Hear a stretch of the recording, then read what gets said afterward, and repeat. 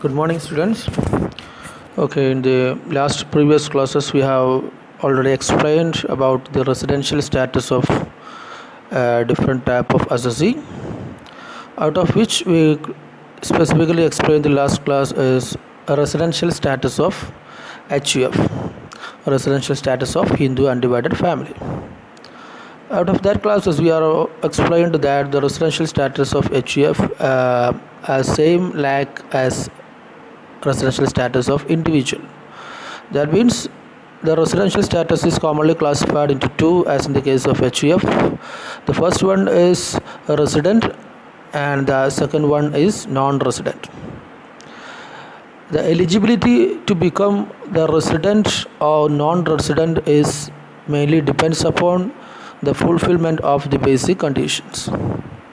As all we know that there have two kind of basic conditions in the case of individual, and also in the case of HUF there are one basic condition. There are one basic condition in the case of HUF that are explained in our previous classes. The basic condition is the control and management of HUF is situated in India. The control and management is situated in India of HUF. That is a basic condition. If this basic condition is satisfied by the HUF, then such HUF is commonly called as a resident HUF. And if such basic condition does not fulfill, that means if the control and management of the HUF is wholly situated outside India, then such HUF should be treated as non-resident. Okay, and again the resident of HUF is further classified into two types as like individual. The first one is ordinary resident and the second one is not ordinary resident. The main criteria for determining ordinary resident and not ordinary resident is the fulfillment of additional condition. The additional condition as in the case of HUF is very similar like as in the case of individual. That means there are mainly two kind of additional conditions. The first one is the Karta has been resident in India in the last 2 out of 10 years immediately preceding in the previous year. And the second additional condition is the Karta has been present in India for a period of 730 days during the 7 years immediately preceding to the relevant previous year. Okay, so specially noted that the resident HUF is further classified into two types: ordinary resident HUF and not ordinary resident HUF. In order to identify whether ordinary resident or not ordinary resident, we have to check upon the additional conditions, especially of the Karta of HUF. As all we know that Karta is a controlling authority of Hindu undivided family business. He is the chief operating officer, or he is a controlling authority, chief controlling authority of Hindu undivided family business. And if the Karta has fully resident in India at least 2 out of 10 years proceeding to the relevant previous year, that is the first additional condition, and the Karta has been present in India for a period of 730 days or more during 7 years immediately proceeding to the previous year. Okay, if these two basic conditions are fully satisfied by the HUF, then they are regarded as ordinary resident. They are regarded as ordinary resident. And if any of the additional condition has not been satisfied, if any of the additional condition has not been satisfied by the HUF, then such HUF should be treated as not ordinary resident. Okay, so these are the topic that we have already explained in our previous classes. On today's topic that we have intended to explain about the residential status of company. Residential status of company. There are some kind of differentiation in the case of residential status of company and the residential status of individual and HUF. That means in the case of individuals and HUF also, there are mainly three type of residential status. The first one is ordinary resident, and second one is not ordinary resident, and the third one is non-resident. But in the case of company and partnership firm also, the residential status are broadly classified only into two types. Especially noted that the residential status of the company or partnership firm are broadly classified only into two types. The first one is a resident and second one is non-resident. Either resident or non-resident. There is not ordinary resident should be in the case of company or partnership firm. Okay, that is a major points that we have to identify before explaining the residential status criteria. Okay, as in the case of company, we can see in this slide that the residential status of company can be broadly classified into two. What is the criteria of resident and non-resident? We can see in this slide that we can classify the company basically into two types. First one is Indian company, a foreign company. Okay, what is Indian company and what is foreign company is the basis of the registrational process. If a company is registered as per Indian Companies Act in India, then such company is commonly called as Indian company. If a company registered outside to India as per the registration norms of any foreign country, then such company should be treated as foreign company. Okay, here it is. If the company is an Indian company or domestic company, the domestic company or Indian company is always a resident. That means every Indian company should be regarded as a resident. Okay, but as in the case of foreign company, there are two options. In the case of foreign company means a company which is registered outside India, which is established outside India, or which is registered outside India. Okay, in the case of foreign company, the residential status is in two types. The first one is resident or non-resident. In the case of foreign company, if the POEM stands for place of effective management. Place of effective management. That means the place where the important decision has to be taken in the case of the company. That means the board meeting has been situated. The place of board meeting has been situated. Okay. Place of effective management is situated fully in India. Then such foreign company should be treated as a resident company. Once again, if the place of effective management of a foreign company is situated in India, then such company should be treated as a resident company. At the same time, place of effective management is situated fully in outside India, then such company should be treated as non-resident company. Non-resident company. I already tell you that there is not ordinary resident classification in the case of company. It have only two classification, either a resident company or non-resident company. In that cases, all Indian companies should be treated as a resident company, and in the case of foreign company, we have to identify the residential status of foreign company on the basis of their place of effective management. Place of effective management means the place where the major decision or important decisions of the company has been take place. That means the place of board meeting or board of directors meeting has been situated. If a foreign company's place of effective management is situated in India, place of effective management of a foreign company is situated in India, such company should be treated as a resident company. Okay, and the place of effective management of a foreign company is situated outside India, such company should be treated as non-resident. Okay, and the explanations already mentioned in this slide also. As the first sentence, please look at the first sentence. As per the section 6 subsection 3 of Income Tax Act, every Indian company is always a resident in India. Every Indian company is always a resident in India, irrespective whether its place of business, place of effective management is situated in India or foreign country. It is irrelevant. That means place of business of effective management of an Indian company is irrelevant. Whether it is occurred in India or foreign country is not relevant. All Indian company, that means all company registered in India, should be treated as resident company. Okay, but in the case of foreign company, it should be categorized into resident or non-resident on the basis of its place of effective management.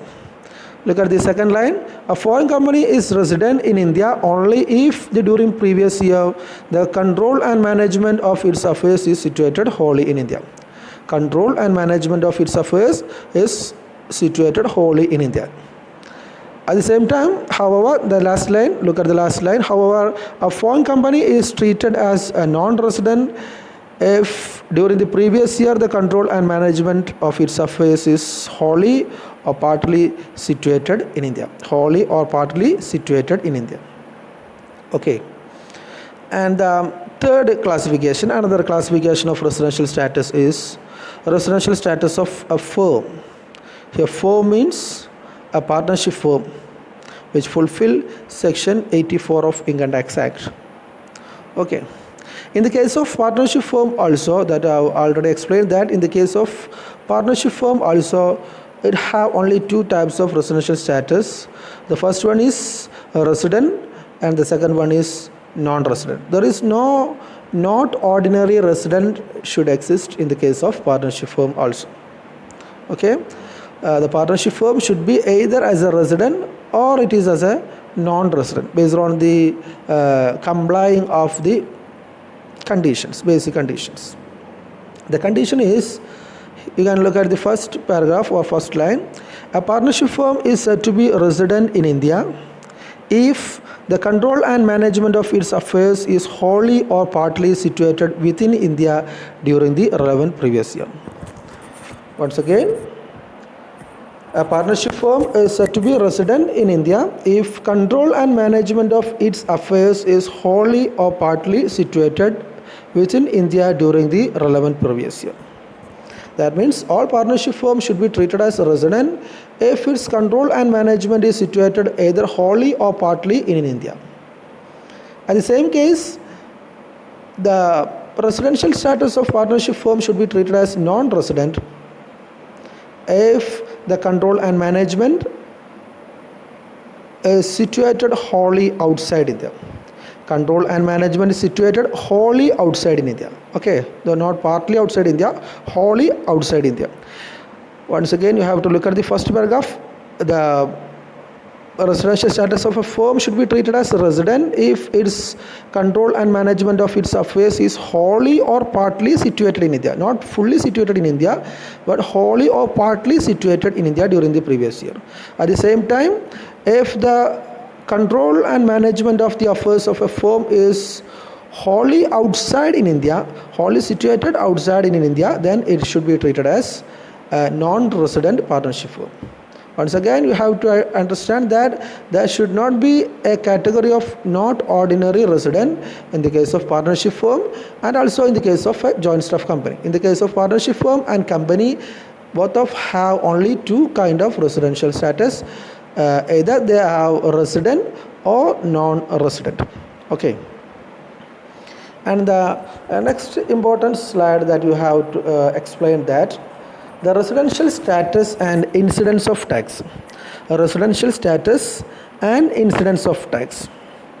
At the time of starting of this chapter, I already explained that the residential status is very important criteria for determining the income tax liability of assessee. As already explained that for what purpose we have to identify the residential status of assessee. The residential status of assessee is majorly identified for the purpose that which kind of income should be treated as the total income of assessee for the purpose of calculating income tax. That means the calculation of total income of an assessee into the identification of income tax mainly depends upon his residential status. Here we can explain some kind of incomes, whether it is taxable or not, as in the case of different residential status position. we can see there are mainly three types of residential status in the right side of the boxes. OR stands for ordinary resident, and NOR stands for not ordinary resident, and NR stands for non-resident. And the left side, there are 4 to 5 columns where provided different types of income. And in this table we have to check which kind of income should be taxable upon the basis of different residential status. Okay, please look after the first line. Income received or deemed to be received in India.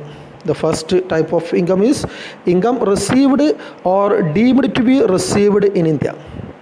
In such a case, we should be taxable in the cases of ordinary resident, not ordinary resident, and non-resident also. That means income received in India or income deemed to be received in India, it should be taxable in the case of all type of residential status, whether they are ordinary resident, not ordinary resident, and non-resident.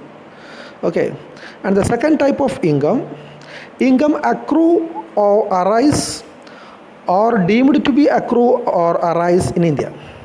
Income accrue or arise or deemed to be accrue or arise in India. In such cases also, we should be taxable in the cases of all assessee. That means income accrue or arise or deemed to be accrue or arise in India should be taxable in the cases of ordinary resident, not ordinary resident, and non-resident. Okay, what is income deemed to be received in India, or what is income accrue or arise or deemed to be accrue or arise will be explained in our next slide. In this particular slide, we have to just identify which kind of income should be taxable as in the case of different residential status. And look at the third one. Income which accrue or arise outside India. Income which accrue or arise outside India and received outside India from a business controlled from India. Once again, income which accrue or arise outside India and receive outside India from a business controlled from India. In such a case, such income should be taxable in the case of ordinary resident and not ordinary resident. But this amount should not be added into the total income of non-resident. This amount should not be taxable in the case of non-resident. Because in the case of non-resident, which can be taxable only if the amount either received in India or deemed to be received in India, or accrue or arise in India, or deemed to be accrue or arise in India. Any amount received outside India should not be treated into the income tax as in the case of non-resident. Okay. And look at the next line. Income which accrue or arise outside India from any other sources. Income which accrue or arise outside India and from a business controlled from outside India. Income which accrue or arise outside India, which is the business from outside India. In that cases, the amount should be taxable only in the cases of ordinary resident. Because there is no relationship to such income with the India. That means the amount is either accrue or arise fully outside India, and such business also controlled from outside India. In that cases, the amount should be taxable only in the case of ordinary resident. Such amount should not be treated as taxable in the case of not ordinary resident and non-resident. Okay, and the last point, income which accrue or arise outside India and received outside India during the year proceeding to the previous year and remitted to India during the previous year. That means any amount which accrue or arise outside India during the year proceeding to the previous year and which is remitted to India during the previous year. Such type of amount should not be treated into income tax in the case of any of the assessee. That means such amount should not be treated as to income tax in the case of ordinary resident, not ordinary resident, and non-resident. ഇവിടെ ശ്രദ്ധിക്കാനുള്ളത് നമ്മൾ ഈ last പറഞ്ഞ ടേബിൾസിൽ, അതായത് incidents of tax and residential status എന്നുള്ള ടേംസുമായി ബന്ധപ്പെട്ട് residential status and incidence of tax എന്ന ടേബിളുമായി ബന്ധപ്പെട്ട് ഏതെല്ലാം ടൈപ്പ് ഓഫ് ഇൻകംസ് ആണ് ഓരോ റെസിഡൻഷ്യൽ സ്റ്റാറ്റസിൻ്റെ കേസസിലും ടാക്സബിൾ ആവുക എന്നുള്ളതാണ് നമ്മൾ പ്രധാനമായിക്കൊണ്ട് ചെക്ക് ചെയ്യുന്നത്. നമ്മൾ ഈ ചാപ്റ്റർ തുടങ്ങിയ സമയത്ത് ഓൾറെഡി എക്സ്പ്ലെയിൻ ചെയ്തിട്ടുള്ളതാണ്.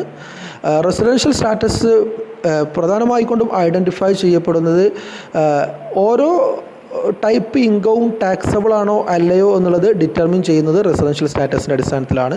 അതുകൊണ്ട് തന്നെ ഒരു അസസ്സിയെ സംബന്ധിച്ചിടത്തോളം, ഒരു ഇൻഡിവിജ്വൽ അസസ്സിയെ സംബന്ധിച്ചിടത്തോളം അയാൾ ഏൺ ചെയ്യുന്ന ഡിഫറെൻറ്റ് ടൈപ്പ് ഓഫ് ഇൻകംസിൽ ഏതൊക്കെയാണ് ഇന്ത്യയിൽ ടാക്സബിൾ ആയിട്ടുള്ളത്, ഏതൊക്കെയാണ് ടാക്സബിൾ അല്ലാത്തത് എന്നുള്ള ഐഡൻറ്റിഫൈ ചെയ്യണമെന്നുണ്ടെങ്കിൽ അയാളുടെ റെസിഡൻഷ്യൽ സ്റ്റാറ്റസ് കൃത്യമായിക്കൊണ്ട് നമുക്ക് അറിയേണ്ടതായിട്ടുണ്ട്. അപ്പോൾ റെസിഡൻഷ്യൽ സ്റ്റാറ്റസിനെ പ്രധാനമായിക്കൊണ്ടും ഇൻഡിവിജ്വലിൻ്റെ കേസിൽ നമ്മൾ 3 ആയിക്കൊണ്ടാണ് ക്ലാസിഫൈ ചെയ്തിട്ടുള്ളത്. ഒന്നുകിൽ ഓർഡിനറി റെസിഡൻറ്റ്, അല്ലെങ്കിൽ not ordinary resident or non-resident. As all we know that ordinary resident means a resident who has satisfied both basic condition, that means any of the basic condition and both of the additional condition. Okay, and not ordinary resident means a person who have satisfied any of the basic condition but does not fulfill both of the additional condition, and non-resident means a person who does not fulfill any of the basic condition. ഇതാണ് നമ്മൾ 3 classification ആയിക്കൊണ്ട് ordinary റെസിഡൻറ്റുമായി ഇൻഡിവിജ്വലുമായി ബന്ധപ്പെട്ട residential status ആയിക്കൊണ്ട് explain ചെയ്തിട്ടുള്ളത്. അപ്പോൾ ഇവിടെ സാധാരണഗതിയിൽ വ്യക്തികൾക്ക് റിസീവ് ചെയ്യാൻ സാധ്യതയുള്ള വ്യത്യസ്ത ടൈപ്പ് ഇൻകംസ് ആണ് നമ്മൾ ഈ ടേബിളിൻ്റെ ലെഫ്റ്റ് സൈഡിൽ കൊടുത്തിട്ടുള്ളത്. ആ ഓരോ ടൈപ്പ് ഇൻകംസും റെസിഡൻഷ്യൽ സ്റ്റാറ്റസിൻ്റെ അടിസ്ഥാനത്തിൽ ടാക്സബിൾ ആണോ ടാക്സബിൾ അല്ലേ എന്നുള്ളതാണ് നമ്മൾ റൈറ്റ് സൈഡിൽ ഈ ടേബിളിൽ കൊടുത്തിട്ടുള്ളത്. ഒന്നാമത്തെ ഇൻകംസ് ശ്രദ്ധിക്കുക, income received or deemed to be received in India. Okay, income received or deemed to be received in India. അതിൻ്റെ ലാസ്റ്റ് സെൻറ്റൻസ് നമുക്കിപ്പോൾ തൽക്കാലം ആവശ്യമില്ല, whether earned in India or otherwise എന്നുള്ളത്. നമ്മൾ പ്രത്യേകം ശ്രദ്ധിക്കേണ്ടതായിട്ടുള്ള received India or deemed to be received India. ഒന്നെങ്കിൽ ഇന്ത്യയിൽ ആക്ച്വലി റിസീവ് ചെയ്തത്, അല്ലെങ്കിൽ ഇന്ത്യയിൽ റിസീവ് ചെയ്തതായിട്ട് ഡീം ചെയ്യുന്നു. ഡീം ചെയ്യാന്ന് വിചാരിക്കുക എന്നർത്ഥം. യഥാർത്ഥത്തിൽ ഇന്ത്യയിൽ റിസീവ് ചെയ്തല്ലെങ്കിലും ഇന്ത്യയിൽ റിസീവ് ചെയ്തതായിട്ട് പരിഗണിക്കപ്പെടുന്ന ഇൻകംസിനെയാണ് നമ്മൾ deemed to be received in India എന്നുള്ള പേരിലായിട്ട് അറിയപ്പെടാറുള്ളത്. അപ്പോൾ ഈ ഇൻകംസ്, അതായത് income received in India or deemed to be received in India എന്നുള്ളതാണെന്നുണ്ടെങ്കിൽ അത് 3 ടൈപ്പ് റെസിഡൻഷ്യൽ സ്റ്റാറ്റസിനെ സംബന്ധിച്ചിടത്തോളം ടാക്സബിൾ ആയിരിക്കും. അതായത് ഇന്ത്യയിൽ റിസീവ് ചെയ്യുന്നതും ഇന്ത്യയിൽ ഡീംഡ് ടു ബി റിസീവ്ഡ് ചെയ്യുന്നതുമായിട്ടുള്ള ഇൻകംസുകൾ നിർബന്ധമായിക്കൊണ്ടും എല്ലാ ടൈപ്പ് റെസിഡൻഷ്യൽ സ്റ്റാറ്റസ് ഉള്ള ആളുകളെ സംബന്ധിച്ചിടത്തോളം ടാക്സബിൾ ആയിരിക്കും. അതായത് ഓർഡിനറി റെസിഡൻറ്റിനെ സംബന്ധിച്ചിടത്തോളം, നോട്ട് ഓർഡിനറി റെസിഡൻറ്റിനെ സംബന്ധിച്ചിടത്തോളം, നോൺ റെസിഡൻറ്റിനെ സംബന്ധിച്ചിടത്തോളം ഈ എമൗണ്ട് ടാക്സബിൾ ആയിരിക്കും. ഓക്കെ, രണ്ടാമത്തെ ടൈപ്പ് ഓഫ് ഇൻകംസ് എന്നുള്ളത് income accrue or arise in India. Income accrue or arise India or deemed to be accrue or arise in India. ഇതെന്താണെന്നുള്ളത് നമ്മൾ അടുത്ത ക്ലാസ്സിൽ അടുത്ത സ്ലൈഡിൽ എക്സ്പ്ലെയിൻ ചെയ്യും. എന്താണ് ഇൻകം റിസീവ്ഡ് ഇൻ ഇന്ത്യ, അതുപോലെ തന്നെ ഒന്നാമത്തെ സെൻറ്റൻസ് പറഞ്ഞ income deemed to be received in India. ഇപ്പോൾ സൂചിപ്പിച്ച income accrue or arise in India and income deemed to be accrue or arise in India എന്നുള്ളത് നമുക്ക് കുറച്ച് എക്സാമ്പിൾസ് വെച്ചുകൊണ്ട് എക്സ്പ്ലെയിൻ ചെയ്യാനുണ്ട്.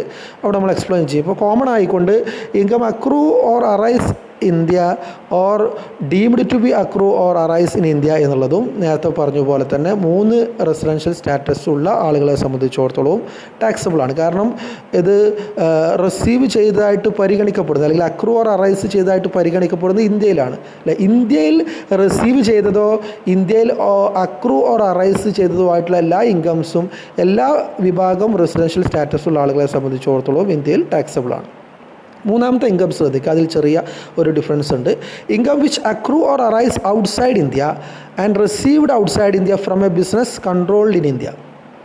എന്നോട് ശ്രദ്ധിക്കുക, income which accrue or arise outside India. ഇന്ത്യക്ക് പുറത്ത് അക്രൂ ചെയ്യാൻ ക്രിയേറ്റ് ചെയ്യുക എന്നുള്ള അർത്ഥം. ഇന്ത്യക്ക് പുറത്ത് ക്രിയേറ്റ് ചെയ്തത്, അതുപോലെ തന്നെ റിസീവ്ഡ് ഔട്ട്സൈഡ് ഇന്ത്യ, ഇന്ത്യക്ക് പുറത്ത് റിസീവ് ചെയ്തതുമാണ്. ഏത് രീതിയിൽ? From A business controlled from India. ഇന്ത്യയിലുള്ള ബിസിനസ്സിൻ്റെ ഭാഗമായിക്കൊണ്ട്, അല്ലെങ്കിൽ ഇന്ത്യൻ കമ്പനിയുടെ ബിസിനസ്സിൻ്റെ ഭാഗമായിക്കൊണ്ട്, ഇന്ത്യയിലുള്ള ഒരു കമ്പനിയുടെ ബിസിനസ്സിൻ്റെ ഭാഗമായിക്കൊണ്ട് ഇന്ത്യക്ക് പുറത്ത് അക്രൂ ചെയ്തതോ റിസീവ് ചെയ്തതോ ആയിട്ടുള്ള ഇൻകംസ് ടാക്സ് ചാർജ് ചെയ്യുന്നതുമായി ബന്ധപ്പെട്ട സിറ്റുവേഷൻസ് നമ്മൾ പഠിക്കുന്നത്. അപ്പോൾ income accrue or arise outside India from A business controlled from India ആണെന്നുണ്ടെങ്കിൽ, ഇപ്പോൾ ഇന്ത്യയുമായി ഒരു ചെറിയ ബന്ധമുണ്ടെന്നല്ലേ. അതായത് from A business in India എന്ന് പറയുമ്പോൾ ഇന്ത്യയിലുള്ള ബിസിനസ്സിൻ്റെ ഭാഗമായിക്കൊണ്ട് വിദേശത്ത് ഉണ്ടായതോ വിദേശത്ത് റിസീവ് ചെയ്തതോ ആയിട്ടുള്ള ഇൻകംസ് എന്ന് പറയുമ്പോൾ ഇവിടെ ആദ്യത്തെ 2 കേസിൽ, അതായത് ബേസിക് കണ്ടീഷൻ ഫുൾഫിൽ ചെയ്ത ഓർഡിനറി റെസിഡൻറ്റിനെ സംബന്ധിച്ചിടത്തോളം നോട്ട് ഓർഡിനറി റെസിഡൻറ്റിനെ സംബന്ധിച്ചിടത്തോളം ഇത് ടാക്സബിൾ ആണ്. അതേസമയം ബേസിക് കണ്ടീഷൻ സാറ്റിസ്ഫൈ ചെയ്യാത്ത നോൺ റെസിഡൻറ്റിനെ സംബന്ധിച്ചിടത്തോളം വിദേശത്ത് ഉള്ള എല്ലാ ഇൻകംസും ടാക്സ് ഇല്ലാത്ത എമൗണ്ടാണ്.